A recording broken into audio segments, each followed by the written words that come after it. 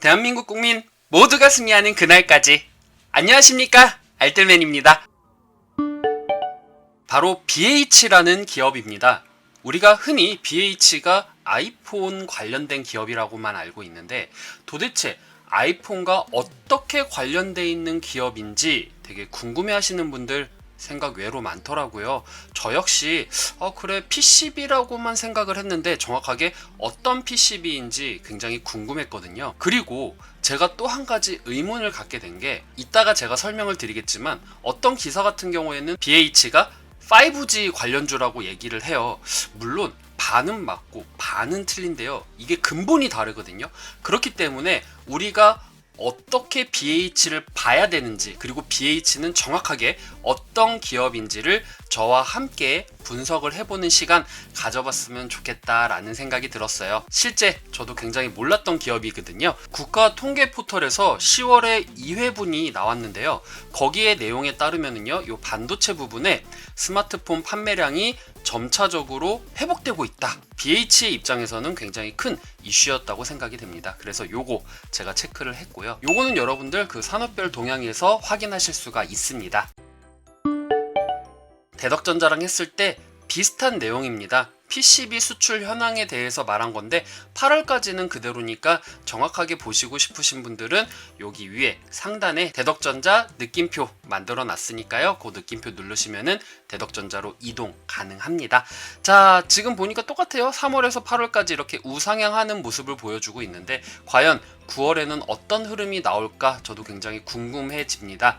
그래서 단위는 100만 달러라고 보시면 되고요. 지금 8월에는 현재 4억 3,900만 달러라고 보시면 됩니다. 8월 같은 경우에는 MON 전달 대비해서는 1,100만 달러가 하락된 모습을 보이고 있었어요. 그러면은 앞으로 어떻게 전망이 될 것인가, 이것도 관심 있게 지켜보면 좋을 것 같다라는 생각이 들었고요. 9월은 좀 오를 수 있을 거야 라고 생각하는 근본적인 이유 중에 하나가 이 스마트폰 판매율이 회복세가 되고 있어요. 실질적으로 아까 전에 제가 보여드렸던 국가통계포털 IT 산업별 월별 수출 현황에 10월호에 두 번째 호가 나왔는데, 거기에는 스마트폰 판매율이 회복되고 있다라고 나오고 있고, 실질적으로 관련된 뉴스들도 그렇게 나오고 있고요.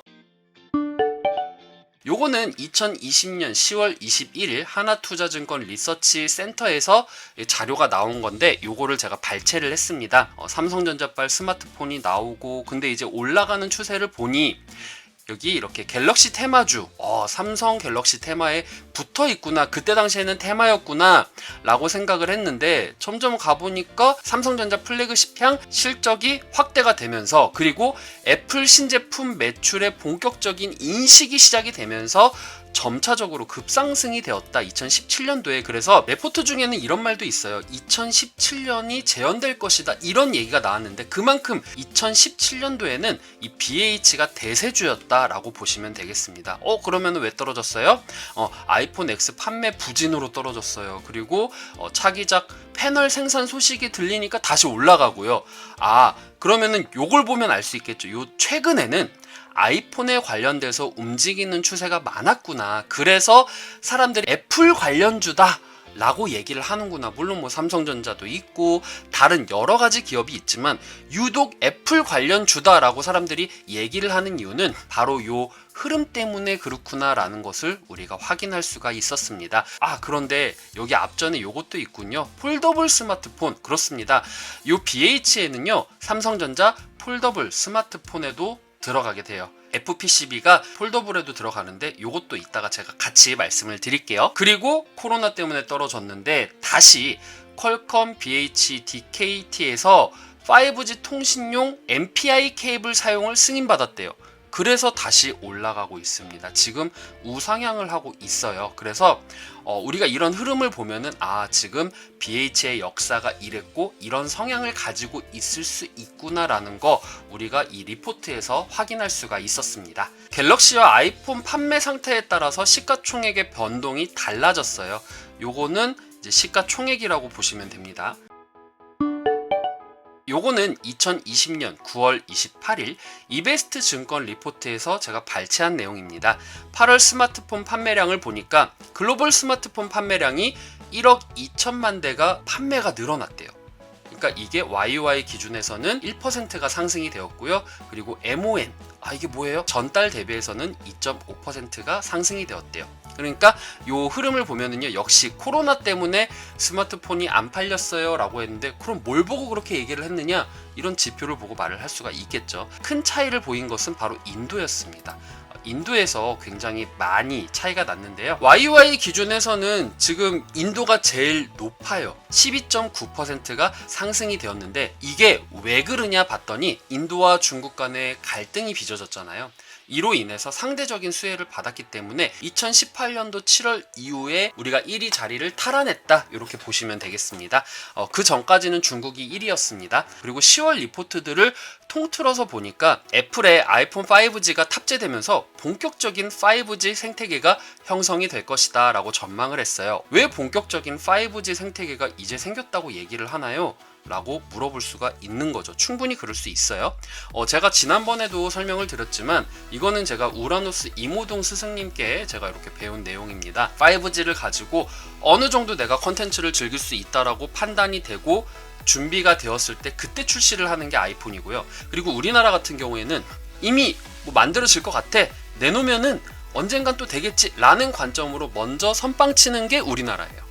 그러니까 각각의 장단점은 있습니다. 먼저 내놨기 때문에 이 시장을 선점할 수 있다는 장점이 있는 반면에, 또 아이폰 같은 경우에는 내놓자마자 5G를 바로 즐길 수 있다는 그런 실용적인 측면 때문에 사람들이 더 많이 관심을 갖게 되기도 하죠. 그러니까 각각의 장점들이 있기 때문에 뭐가 좋다, 뭐가 나쁘다, 이렇게 말씀드리기는 좀 어려울 것 같아요. 자, 그 다음에 길어진 스마트폰 교체 주기로 정체되어 있던 수요가 다시 성장세로 전환이 되었다고 합니다.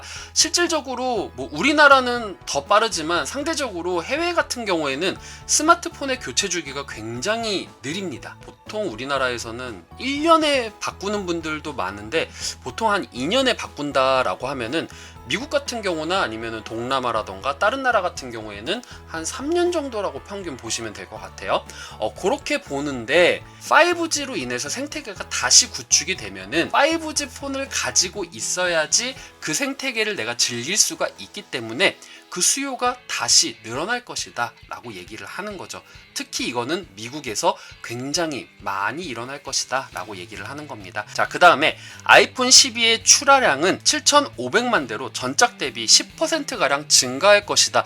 요거는 진짜 계속적으로 나오고 있어요. 뭐 기사에도 나오고 있고요, 리포트에도 나오고 있고요.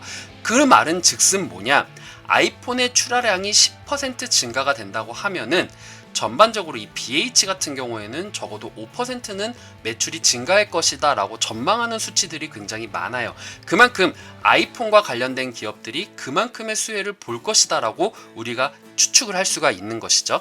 자, 그 다음에 애플의 밸류체인에는 LG이노텍, BH, ITM 반도체 이렇게 있는데, 이 중에 5G 및 주변기기향 중장기 모멘텀이 살아있는 것은 바로 BH와 ITM 반도체다라고 나와 있어요.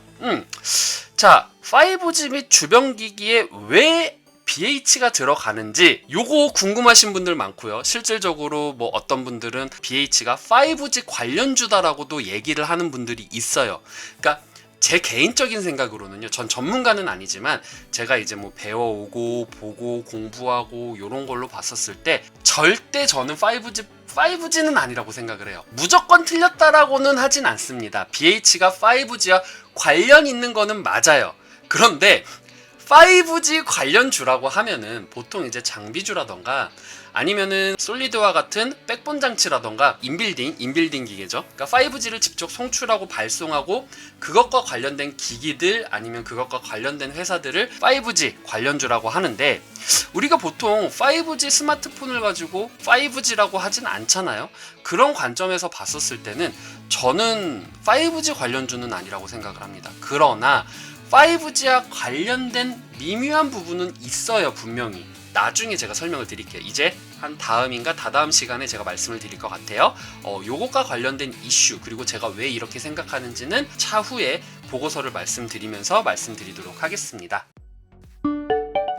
BH는 그냥 일반 PCB가 아닙니다. 대덕전자에서 우리가 PCB에 대해서 공부를 했죠. PCB가 뭐야? 라고 생각하시는 분들이 있을 거예요. 좀 궁금하신 분들은 이 우측 상단의 느낌표, 제가 대덕전자에 관련돼서 링크 걸어놨으니까 혹시라도 궁금하다, 보고 싶다 하시는 분들 저 느낌표 참고하시길 바라겠습니다. 꾹 누르면 바로 대덕전자로 넘어가게 돼요.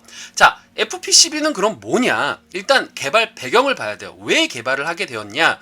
이 전자제품의 소형화 및 경량화가 가속이 돼요. 물론 핸드폰의 크기는 늘어났어요. 왜? 우리가 화면을 크게 보는 것을 선호하기 때문에. 근데 거기에 따라서 정말 많은 기능들이 들어가려고 하면은 우리는 거기에 따라서 작게 하거나 아니면 가볍게 하거나, 이게 굉장히 요즘 필수예요. 이 성격은 작업성이 뛰어나고요. 그리고 내열성 및 내굴곡선, 그리고 내약품성이 뛰어나다, 그리고 열에 강하다, 내구도가 강하기 때문에 일을 하는 데 있어서도 굉장히 좋다, 그리고 오류적인 부분에서도 굉장히 안정적이다 라고 보시면 되겠습니다. 그럼 사용처, 이 FPCB 가지고 뭘 만들어요? 라고 궁금해 하시는 분들 있을 텐데요.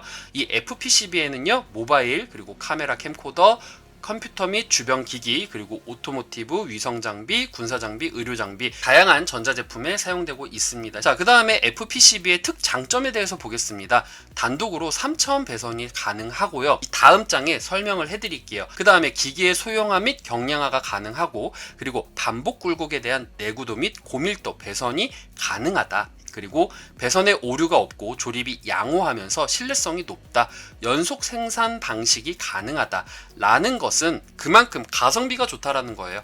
가성비가 좋으면서 오류가 없고 내가 원하는 대로 굴곡을 만들 수가 있기 때문에 우리가 봤었을 때는 아 그래, 요 짜투리 공간 활용하고 싶은데 할 수가 있는 거예요. 예전에 제가 그냥 PCB를 얘기를 했었을 때는 이 녹색 판이었잖아요. 근데 여기는 그 녹색 판에 더 나아가서 휘어지고 굴곡도 있고 그래요. 싱글 사이드 FPCB를 보겠습니다. 베이스 PL의 단면 회로를 형성하는 타입이고요. 굽힘 특성이 있는 소형 가정제품에 활용이 된다고 해요. 보통 카메라, 캠코더, VCR 이렇게 사용이 된다고 합니다. 그 다음에 더블 사이드 FPCB인데요. 요거는 베이스 PL의 단면 회로를 형성하는 타입이고요. 양면 실장이 가능하여서 부품 실장 밀도가 높다. 그러니까 모바일 폰 LCD 모듈에 들어간다라고 보시면 돼요. LCD 폰에 굉장히 많이 들어가는데 이게 상대적으로 선빵을 했다라는 그런 내용도 있긴 합니다. 멀티레이어 FPCB인데요. 요거는 300 단자 구간 회로 구현이 작업 범위를 넓게 만들어주는데 유리하다라고 보시면 돼요. 그 다음에 빌드업 같은 경우에는요, 이 모바일 폰에 사용되고요. 제가 영어를 잘 못해가지고 어쨌든 리기드 FPCB 같은 경우에는 소형화와 다기능에 대응하기 위해서 이제 굴곡에 대한 대응력을 향상시키기 위해서 이렇게 만든다고 합니다. 요거는 이제 표면적인 거예요. 여러분들 이 내용은 BH 홈페이지를 가면 보실 수가 있습니다.